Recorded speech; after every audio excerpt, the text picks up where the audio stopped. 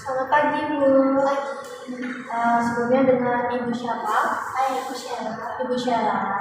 Ibu Sheila, perkenalkan, saya Amanda, yang bertugas pada hari ini yang akan bermain sesi konseling kira-kira 10 hingga 15 menit ke depan ya, Ibu ya. Apakah Ibu bersedia? Ibu setuju. Ibu Sheila, saya izin bertanya ya.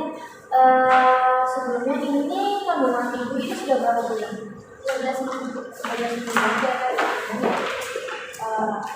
Saya izin menjelaskan Bu ya, jadi tujuan konseling kita pada hari ini itu untuk membahas tentang kondisi kehamilan Ibu, agar Ibu itu lebih paham kondisi kehamilan Ibu itu bagaimana, apa saja yang perlu dibutuhkan, terus apa saja yang perlu diubah atau mungkin ditingkatkan.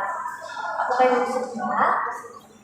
Sebelum melanjutkan, saya izin mengukur algometri dulu ya Bu ya. Jadi mengukur rekatila agar bisa mengetahui status gizi Ibu ini sekarang normal, kurang atau lebih.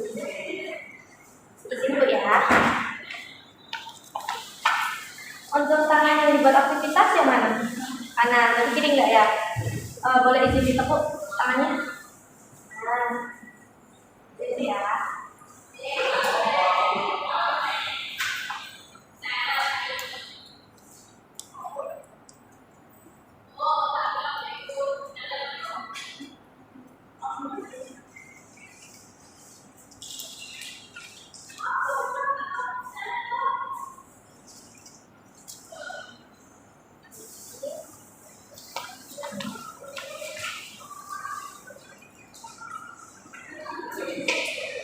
Baik, Ibu, dari hasil pemeriksaan algometri tadi itu tercatat bahwa nilai Ibu itu 22.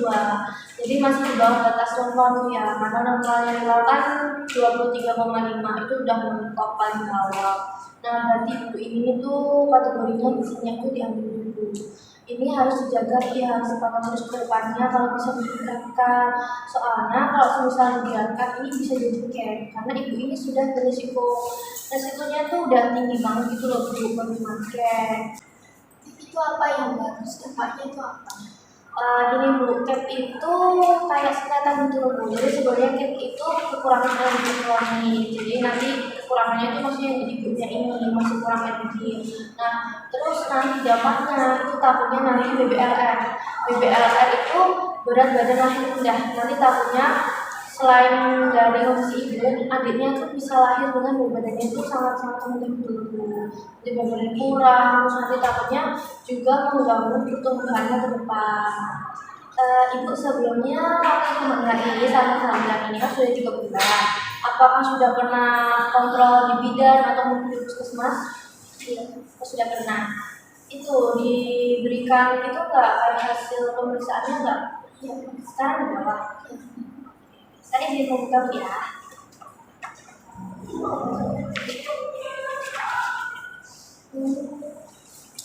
Ibu Sheila, jadi berdasarkan hasil pemeriksaan ini sebenarnya tuh hasil laboratorium semuanya normal Bu ya.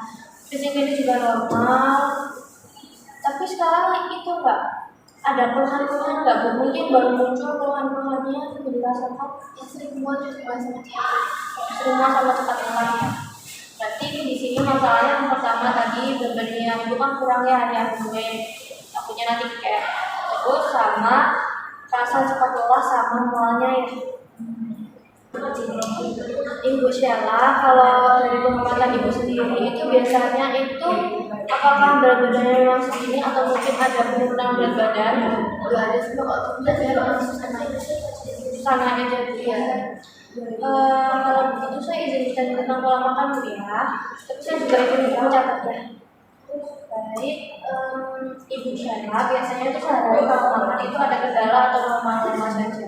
ada juga seperti cepat kenyang sama makan cepat selesai sama mulai suka makan.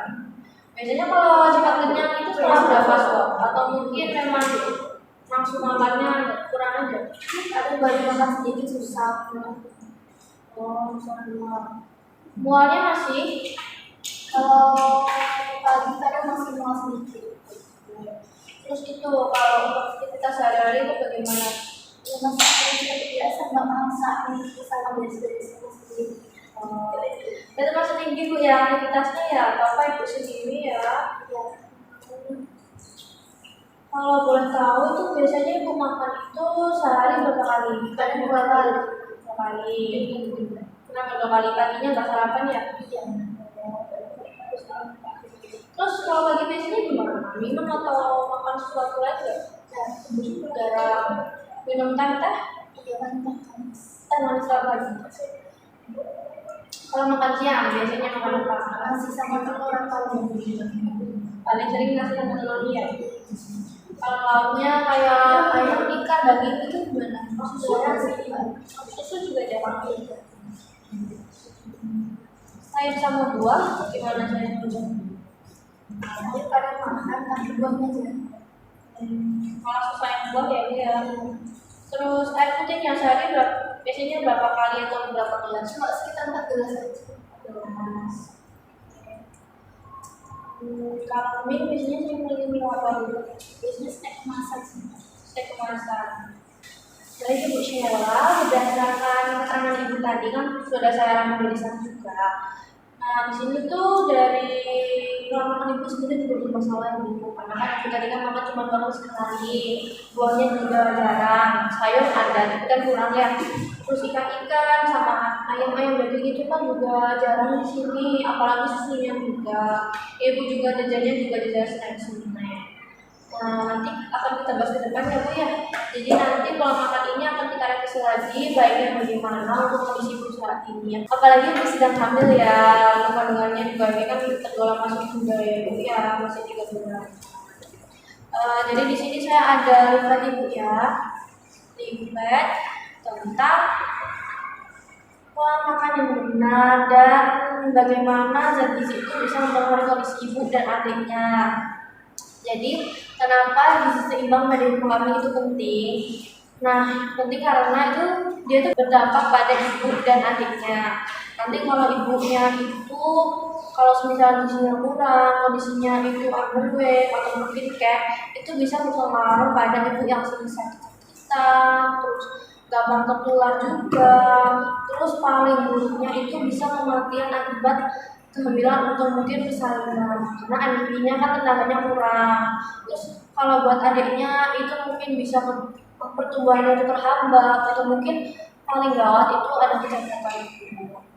Nah, pola makannya itu yang benar yang pertama tadi kan ibu makan 2 kali. Itu kalau bisa diubah ya Bu ya, jadi 3 kali pertama 2 sampai 3 kali selipnan ya Bu. Tapi porsinya juga beda Bu. Nanti setelah ini saya akan memberikan DBFP ya, jadi itu kayak modul. Nah isinya itu kayak takaran URT. URT itu kayak semisal apa ya? Ibu biasanya nakar gelas kan pakai gelas. Nah itu kan beda kan takaran gelas sama gramnya kan ada keterangan masing-masing. Nah URT itu kayak gitu. Jadi antara takaran gelas sama gram-gramnya gitu. Sebelumnya saya tanya, Ibu biasanya kalau modul-modul kayak gini tuh selain dari sini, itu lebih suka yang HP atau yang buku-buku gitu? Soalnya lebih simpel Bu ya. Ya nanti saya kirim filenya saja Bu ya. Nah, yang pertama itu kalau semisal Ibu makan karbohidrat untuk Ibu hamil itu nggak sama kayak orang biasa Bu. Kalau orang biasa kan biasanya satu porsi biasanya kan 100 gram ya. Jadi satu piring itu biasanya 100 gram. Tapi kalau untuk ibu hamil itu 3 sampai 8 porsi. Nah, per hari. Jadi kalau misal biasanya cuma 3 itu ditingkatin lagi Bu. Terus sayur dianjurkan untuk 3 sampai 5 porsi per hari. Satu porsinya itu biasanya 100 gram. Terus habis itu buah itu 2 sampai 3 porsi per hari. Buah juga sama 100 gram. Protein nabati dan hewani 2 sampai 3 porsi per hari. Itu kalau hewani itu 40 graman Bu. Jadi kalau misal bikin ayam goreng atau apa itu kalau bisa tuh 40 gram Bu yang minimal. Jadi mungkin satu potong sedang seperti itu. Terus minum air putih tadi kan katanya 4 gelas ya sehari ya. Tapi di sini itu tertulis bahwa air putih minum itu minimal itu 2 liter atau 8 gelas. 8 gelas bimbing yang 1 gelas itu biasanya 250 ml Ibu Sheila. Jadi selain dari makanan-makanan utama tadi itu juga diperlukan beberapa suplemen Ibu. Dan Ibu kan juga kebutuhannya mungkin yang jaringan juga. Yang pertama itu tablet tambahan darah atau FE, tablet FE setiap hari. Jadi pastinya dari bidan biasanya juga dikasih ya. Itu kalau bisa diminum ya Ibu ya. Terus makan makanan yang beragam, jadi macam-macam, jangan itu terus ibu, biar zat gizi adiknya itu bisa bertambah.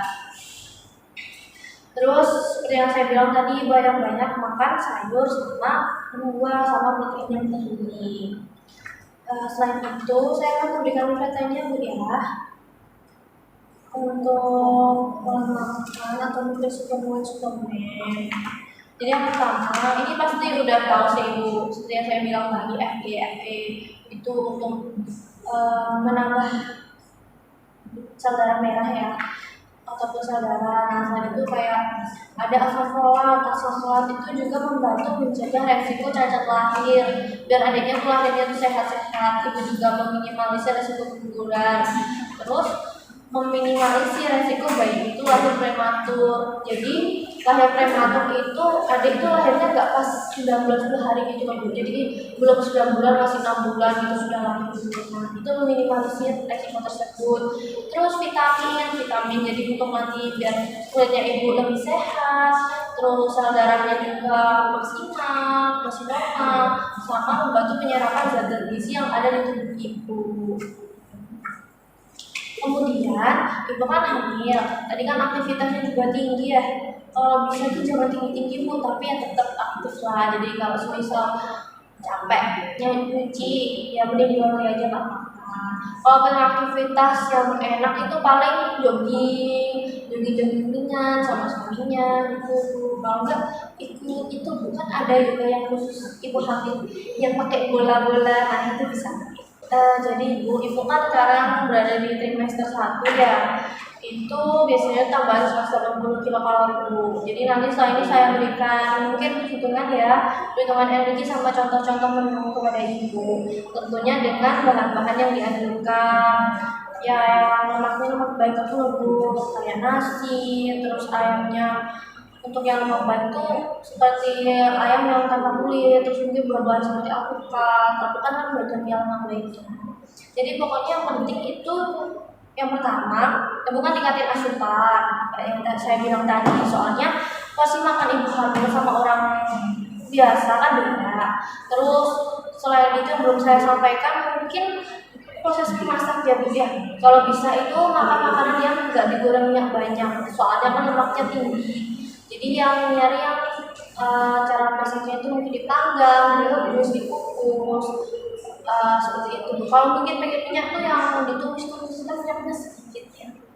Iya, soalnya untuk meminimalisir adanya peningkatan LDL dalam tubuh, soalnya takutnya nanti malah berkondisi.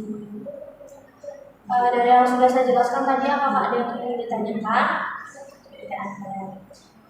Ibu tadi sudah paham semuanya? Sudah. Boleh izin mengulangi sedikit saja. Begini, Ibu harus menambah asupan makanan. Di rumah itu bisa 18 hari. Terus juga mengurangi aktivitas yang berat-berat. Iya, betul sekali. Nanti tadi saya berikan ke Ibu ya. Kalau misal ada yang ditanyakan, nanti bisa chat WA saja. Nanti kan sudah saya kasih di BMB juga Bu ya. Bisa berikan ke Ibu. Dan mungkin kita akan bertemu di jadwal konseling berikutnya kira-kira 2 minggu lagi ya. Terima kasih Bu ya atas kedatangannya. Semoga kehamilannya sehat terus, lancar ya, persalinannya, jadi bayinya sehat. Terima kasih.